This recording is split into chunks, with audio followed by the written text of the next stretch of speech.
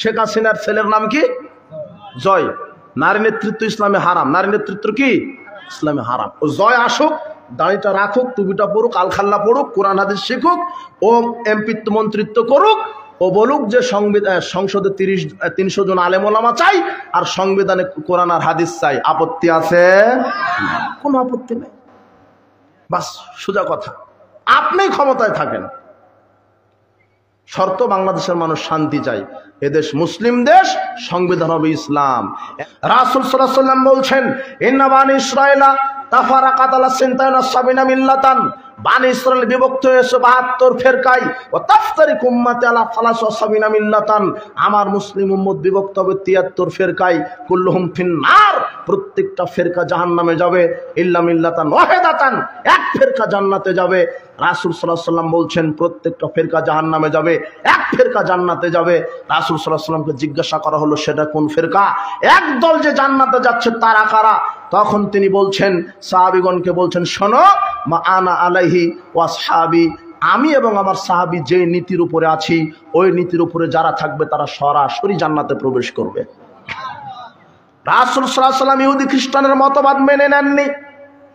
আল্লাহ বলছেন, ওয়ালা তাত্তাবি'i আহওয়াআহুম, মুহাম্মদ তুমি বিজাতীয় কোনো মতবাদকে মেনে নিবে না, তুমি বিজাতীয় কোনো মতবাদকে মেনে নিবে না, বিজাতীয় কোনো আদর্শকে মেনে নিবে না।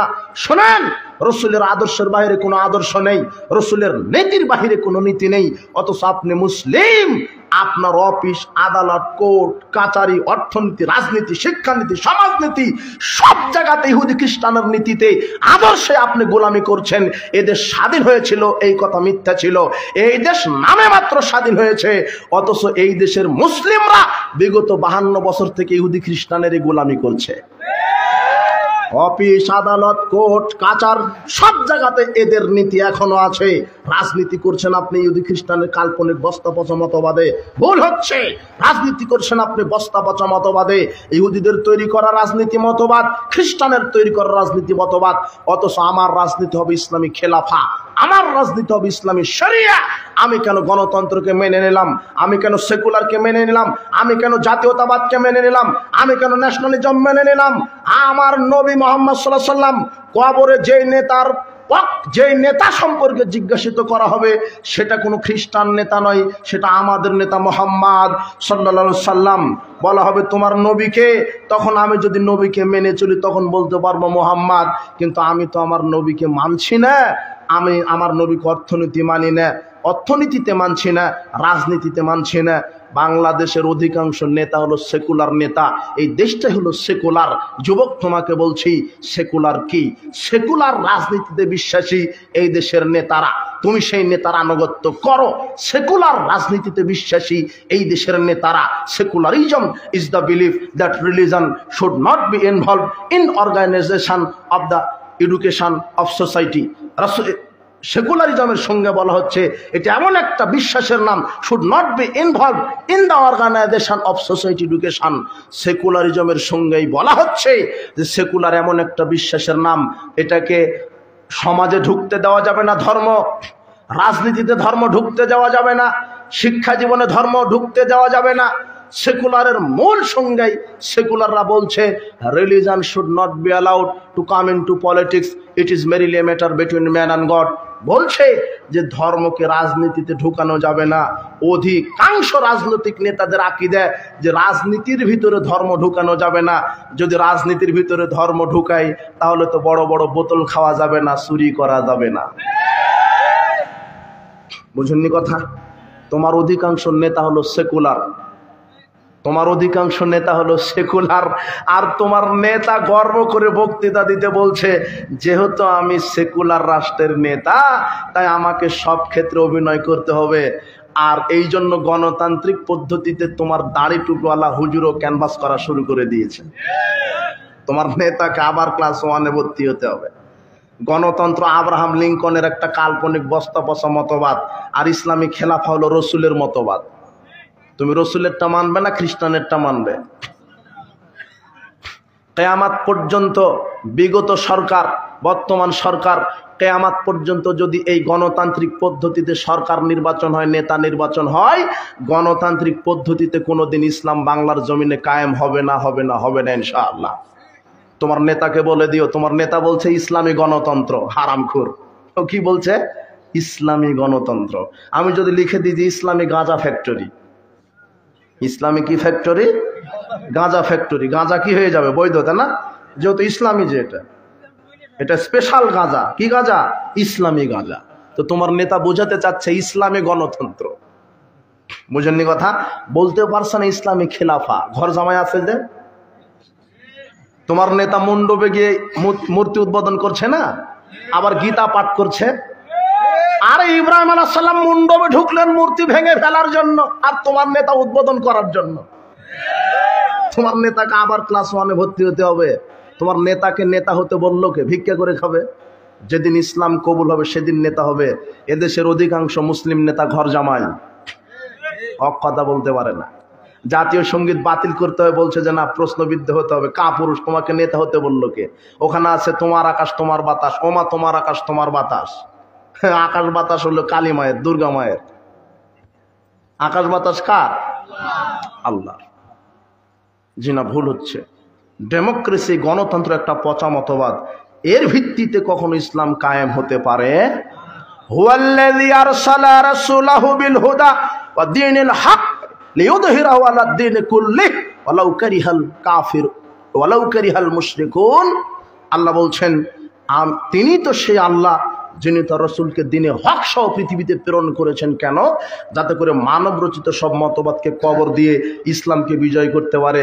কিন্তু দুঃখজনক সত্য, আমরা ইসলামকে প্রমোট করার চেষ্টা করছি ইহুদিদের মতবাদের উপর নির্ভর করে। এটা ভুল হচ্ছে। গণতান্ত্রিক সরকার ব্যবস্থা, গণতন্ত্র একটা কুফরি মতবাদ, গণতন্ত্র একটা শিরকি মতবাদ। আর গণতান্ত্রিক এই ভোটার পদ্ধতি একটা জঘন্য, একটা নেককারে বস্তা পচা একটা পদ্ধতি। ভোটার পদ্ধতি, গণতান্ত্রিক পদ্ধতিতে নেতা নির্বাচন করা একেবারেই জঘন্য পদ্ধতি। গণতান্ত্রিক পদ্ধতি, গণতন্ত্র আর ইসলাম কখনোই এক হতে পারে না। ইসলাম, গণতন্ত্র এবং ইসলামের মধ্যে পার্থক্য কি? ইসলাম হলো আল্লাহ প্রদত্ত জীবন বিধান, আর গণতন্ত্র হচ্ছে মানব রচিত জীবন বিধান। ইসলামের সার্বভৌম ক্ষমতার অধিকারী কে? আল্লাহ। আর গণতন্ত্রের সার্বভৌম ক্ষমতার অধিকারী জনগণ। ইসলামে সকল ক্ষমতার উৎস জনগণ, গণতন্ত্রে সকল ক্ষমতার উৎস জনগণ, ইসলামের সকল ক্ষমতার উৎস আল্লাহ। গণতন্ত্রে অধিকাংশের রায় চূড়ান্ত, ইসলামে হক যেটা সেটা চূড়ান্ত। গণতন্ত্রে মানুষের আইন দ্বারা মানুষ পরিচালিত হবে, আর ইসলামে আল্লাহর আইনে মানুষ পরিচালিত হবে। গণতন্ত্রের সংবিধান পরিবর্তনশীল, আর ইসলামী সংবিধান অপরিবর্তনশীল। পার্থক্য হচ্ছে না? আপনি গণতন্ত্রকে মেনে নিলেন কেন? এই ভোট পদ্ধতি কাল্পনিক পদ্ধতি। ভোট পদ্ধতিতে যদি কেউ নেতা নির্বাচন হয়, অযোগ্য লোক নেতা নির্বাচন হবে। তোমার নেতা বলছে আমাকে নেতা বানান, আমি এই করে দিব সেই করে দিব। ইসলাম বলছে ক্ষমতা যে চেয়ে নেয় তাকে ক্ষমতা আমরা দিই না। বুঝেননি কথা? আপনি বলছেন 17 বছর জুলুমের মধ্যে ছিলেন, তাই তো? 17 বছর জুলুমবাজি করেছে। আজকে যদি অন্তর্বর্তীকালীন সরকার এই ভোটের মাধ্যমে আবার নেতা নির্বাচন করতে দেয়, তুমি দুই চোখে যেই লাও সেই কদুই দেখবে তুমি। গণতন্ত্র হলো মুদ্রার এই পিঠ আর ওই পিঠ, সব চুরি করার ধান্দা। গণতন্ত্র মানে এটা একটা হত্যাতন্ত্র, ধর্ষণতন্ত্র, মামলাতন্ত্র, গুন্ডাতন্ত্র, দুর্নীতিতন্ত্র, চুরিতন্ত্র। এটা গণতান্ত্রিক পদ্ধতিতে যে নেতা নির্বাচনের ভোট পদ্ধতি, অযোগ্য লোক আসবে। তাই আমি একটা কথা বলেছি সেদিন, যে হিরো আলম যদি এমপি হয়, কে? হিরো আলম। হিরো আলমকে চেনেন? হিরো আলম। গণতন্ত্রের ফজিলত আছে এগুলা। হিরো আলম হয়েছে এমপি, আর এই ছেলে তুমি হয়েছ বিসিএস ক্যাডার। তাহলে কে কাকে স্যার বলে ডাকবে? হ্যাঁ, ওই লুচ্চাকে বলা লাগবে স্যার, তাই না? অযোগ্য, হারামখোর, লুচ্চা, শুধু স্যার বলা লাগবে। Sir sir sir sir sir sir sir sir, না হলে চাকরি থাকবে না, বেতনও থাকবে না। বুঝেননি কথা? ঠিক বলছেন। ভোট কেন্দ্রে আপনি যান, এই যে এটা মাদানী সাহেব এমপি পদপ্রার্থী আর এটা হলো মুচি পদপ্রার্থী। মাদানী সাহেব ভোট পেয়েছে 50 জন ভাইস চ্যান্সেলরের, আর মুচি ভোট পেয়েছে 51 জন ম্যাথরের এমপি কে। হ্যাঁ, এটা হলো গণতন্ত্রের ফজিলত। অযোগ্য লোক হবে নেতা। গণতন্ত্রে শুধু মাথা গণা হয়, মাথার ভিতরে মগজ গণা হয় না। বুঝেছেন কিছু? এটা হলো গণতন্ত্র। এদেশের এইবারে কুরবানিতে একটা খাসি বিক্রি হলো 15 লক্ষ টাকা দিয়ে। কত লক্ষ? আর যখন এই ভোটের সময় আসে তখন আপনার দাম হয় 15 টাকা। কত? এই যে একটা ছাগলের দাম কত? 15 লক্ষ। আর আপনার দাম, আর ডিম আছে সাথে, এই দিয়ে 15 টাকা। বুঝেননি কথা? আর এখন মনে হয় একটা ডিমের দাম 20 টাকা মনে হয়। মানে ডিমের চাইতে আপনার দাম কি কম, বিক্রি হয়ে যাচ্ছে। একটা চেয়ারম্যান হতে 1 কোটি টাকা খরচ হয়। কত কোটি? এটা গণতন্ত্রের ফজিলত। অমুককে মারো, অমুককে কাটো, অমুককে হটাও, আমাকে নেতা হতে হবে। 1 কোটি টাকা খরচ হয়ে চেয়ারম্যান হলো। ও চেয়ারম্যানের তো শপথ নেয় আর মনে মনে চিন্তা করে, যাক এইবারে চুরি করার একটা পদ্ধতি হলো। 1 কোটি টাকা খরচ করছে আপনার ওই ব্রিজ তৈরি করে দিবে, ও আগেও 20 কোটি খাবে। বুঝলেন কথা? হ্যাঁ। আর ইসলামের নেতা নির্বাচন হবে সিলেকশন, আর গণতন্ত্রের নেতা নির্বাচন ইলেকশন। ইলেকশন প্রচলিত, এই যে ইলেকশন এগুলি হারাম। সিলেকশনের মাধ্যমে নেতা 3 মাস ধরে ক্যানভাস করা লাগে। 3 সেকেন্ড লাগবে না ইসলামী নেতা নির্বাচন করতে। কয় সেকেন্ড? 3 সেকেন্ড।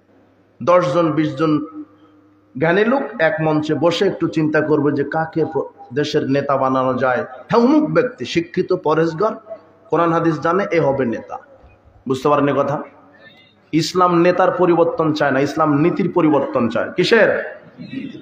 আপনি ক্ষমতায় থাকেন। শুধু বাংলাদেশের মুসলিমদের দাবি যে সংসদে 300টা সিটে থাকবে আলেম ওলামা, আর সংবিধান হবে কোরআন আর হাদিস। এটা হলো দাবি। আপনি ঠিক বলছেন, হ্যাঁ, অথচ আপনার নিয়ত হচ্ছে না না না না না, আমার দল ক্ষমতায় যেতে হবে। না হলে তোমার দাড়ি টুপি আল্লাহ হুজুর ক্যানভাস করে কেন তার দলের? বুঝেননি কথা? আরে আমরা দলের সরকার চাইবো কেন? আমরা চাইবো জনগণের সরকার। 2 ভাই মারামারি লাগছে, কোর্টে গেছে। একটা সুর বসে আছে, ওসি নামের সুর। এ প্রথমে জিজ্ঞাসা করে যে কোন দল করেন? করে না? এই গণতন্ত্র মসজিদের ঝাড়ুদারকেও এরা ভাগ করেছে যে মসজিদের ঝাড়ুদার হতে গেলেও আওয়ামী লীগের চামচা হওয়া লাগবে। বুঝলেননি কথা? আপনি ঠিক বলছেন। ওই বিএমপি যখন ছিল ওরাও বলছিল যে টয়লেটের ঝাড়ুদার হতে গেলেও বিএমপি হওয়া লাগবে। ঠিক বলছেন আপনি। কাউকে আমি ছাড় দেওয়া জানাবো? কিসের আওয়ামী লীগ বিএনপি, কিসের জামাত, কিসের চরমনাই? জামাত, আওয়ামী লীগ, বিএনপি, চরমনাই সব এক হয়ে 5-10 জন করে সরকার গঠন করা যায় না? ও ধান্দায় নেমেছে এক একজন, আমার দল যেতে হবে, না হলে তো চুরি করা যাবে না। বুঝলেননি কথা? আচ্ছা, অনেক বক্তব্য দিলাম, কোনো দলের নাম আসে না, আজকে বের হয়ে গেল।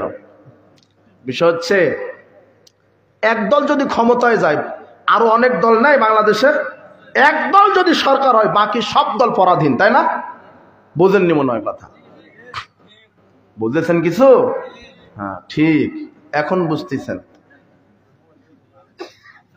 সব দল পরাধীন। দল থাকবে কেন? সৌদি আরবে কোনো দল আছে? কুয়েত, কাতার কোনো দল আছে? এত দল কেন বাংলাদেশ? মানে চুরি করা লাগবে, ওকে মেরো, ওকে হটাও। বুঝেছেন কথা?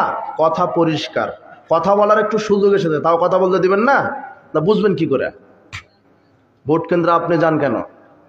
ভোট পদ্ধতি হারাম। জি না, গণতন্ত্র হারাম। এইভাবে নেতা নির্বাচন করলে আপনি যেই লাউ সেই কদুই দেখতে পাবেন। বুঝেছেন? আজকেই যদি অন্তর্বর্তীকালে সরকার বলে আগামীকাল ভোট, দেখবেন আর একটা জালেম চলে আসবে। এই গণতন্ত্রই হারাম। আমরা চাই ইসলামী খেলাফা। আর আওয়ামী লীগ ক্ষমতায় থাক, ওই যে এক শ্রেণীর এই নাফরমান হারামখোর নাস্তিকারা বলছে ইসলাম যদি ক্ষমতা আসে তাহলে হিন্দুদের কি হবে? আমার বউকে তো আর ল্যাংটা করে ঘোরানো যাবে না, বুঝলেন কথা? দেখেছেন মায়ের চাইতে এদের মাসির দরদ কি? আরে হিন্দু তাদের ধর্ম পালন করবে, খ্রিস্টান তাদের ধর্ম পালন করবে, ইসলাম যখন ক্ষমতা আসবে তখন তারা জিজিয়া দিয়ে দেশে বাস করবে, বুঝলেন কথা? তারা কর দিয়ে বাস করবে, তাদের ধর্ম তারা পালন। আল্লাহ বলছেন কোরআনে আছে তাদের দেবতাকে তোমরা গালি দিও না। যদি তাদের দেবতাকে গালি দাও অজ্ঞতাবশত তারা তোমার আল্লাহকে গালি দিবে। ইসলাম শান্তি সম্প্রীতির ধর্ম। জর্জ বার্নার্ডস একটা খ্রিস্টান লোক, সে ইসলামকে বুঝলো। মাইকেল এইস হার্ট খ্রিস্টান লোক, সে আমাদের নবীকে চিনলো, কিন্তু আপনি নবীকে চিনতে পারেননি। মাইকেল এইস হার্ট বলছেন মাই চয়েস অফ মোহাম্মদ সাল্লাল্লাহু আলাইহি ওয়াসাল্লাম। দ্য 100 বই লেখেনি, যুবক তোমরা পড়েছো মনে হয় বইটা? হ্যাঁ হ্যাঁ হ্যাঁ, তার প্রথম জীবনী কার লিখেছে? সে বলছে to lead the list of the world most influential person, সর্বাগ্যে ইতিহাসের সর্বাগ্যে প্রভাবশালী ব্যক্তিদের তালিকায় যার নাম আগে স্থান পাবে তিনি হচ্ছেন মুহাম্মদ সাল্লাল্লাহু আলাইহি ওয়াসাল্লাম। And may the history who was supremely successful on both the religious and secular levels.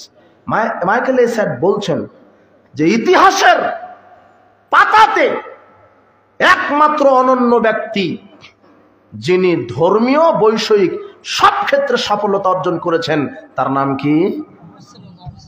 Muhammad সাল্লাল্লাহু আলাইহি ওয়াসাল্লামের আদর্শকে জাতির সামনে খ্রিস্টান লোক ওপেন করলো। এই প্রচলিত এই কিছু নাস্তিক রাজনীতিবিদ এরা ঠিকই জানে যে মুহাম্মদ সাল্লাল্লাহু আলাইহি ওয়াসাল্লাম সর্বশ্রেষ্ঠ রাজনীতিবিদ, সর্বশ্রেষ্ঠ অর্থনীতিবিদ, সর্বশ্রেষ্ঠ রাষ্ট্রবিজ্ঞানী, এরপরে আর মুহাম্মদ সাল্লাল্লাহু আলাইহি ওয়াসাল্লামকে মানে না, তার আদর্শকে মানে না, শুধু চুরি করবে তাই। ও যদি টাকাও খায় কিয়ামত পর্যন্ত, টাকা খেয়ে শেষ হবে না। এক একটা নেতা এত হাজার কোটি টাকা চুরি করেছে এরা, বুঝেননি কথা?